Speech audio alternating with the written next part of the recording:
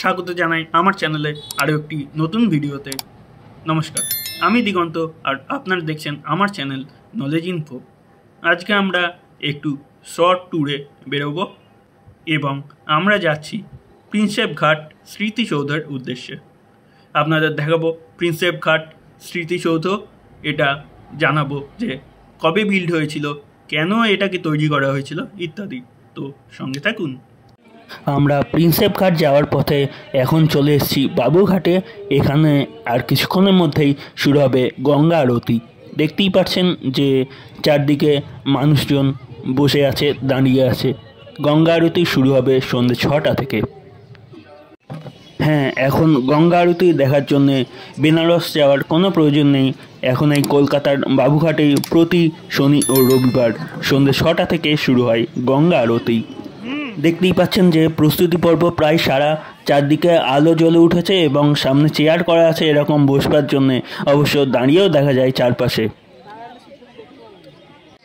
গঙ্গা আরতি কিন্তু শুরু হয়ে গেছে। এখন বলি এই বাবুঘাটে আসবেন কি করে। বাবুঘাটে বিভিন্ন দিক থেকে আসা যায়, বাবুঘাটের বাসও আছে। এছাড়া আমরা যেভাবে গেছিলাম সেইভাবেও আসা যায়।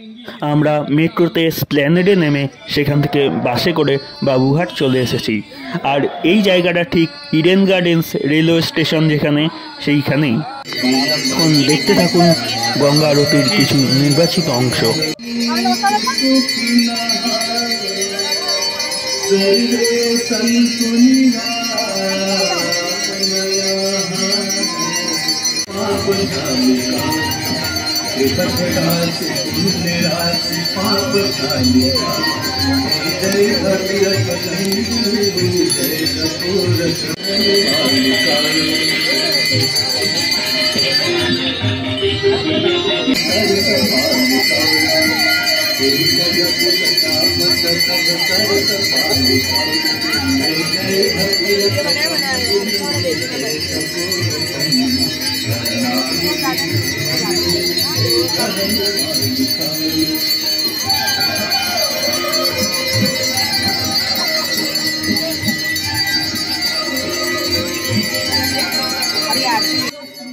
এখানে কিন্তু সামনে স্টিমারে বসেও এই গঙ্গা আরতি দেখা যায়। যেরকম দেখতে পাচ্ছেন যে স্টিমার দাঁড়িয়ে আছে এবং তাতে বসে গঙ্গা আরতি উপভোগ করছে লোকজন।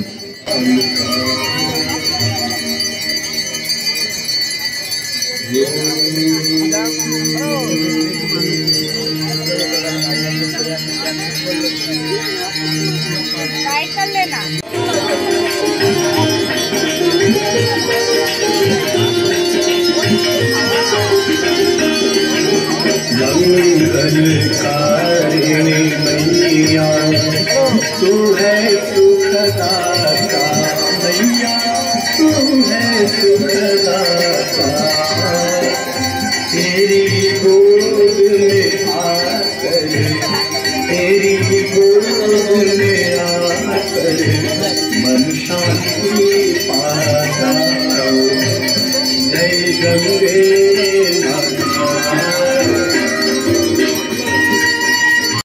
এই গঙ্গা আরতি প্রতি শনি ও রবিবার বাবুঘাটে সন্ধ্যে 6টা থেকে সন্ধ্যে 7টা 1 ঘন্টা হয়। তো আমরা 1 ঘন্টা দেখিনি, আমরা কিছুক্ষণ দেখে এখন চলে এসেছি প্রিন্সেপ ঘাটের উদ্দেশ্যে এবং আমরা এখন আছি প্রিন্সেপ ঘাটে। এর পরের পর্বে আপনারা দেখবেন প্রিন্সেপ ঘাট এবং জেমস প্রিন্সেপ স্মৃতিসৌধ। এই ধরনের ভিডিও আরও দেখতে চাইলে চ্যানেলটিকে সাবস্ক্রাইব করতে ভুলবেন না। দেখা হচ্ছে পরের পর্বে, ততক্ষণ বাই বাই।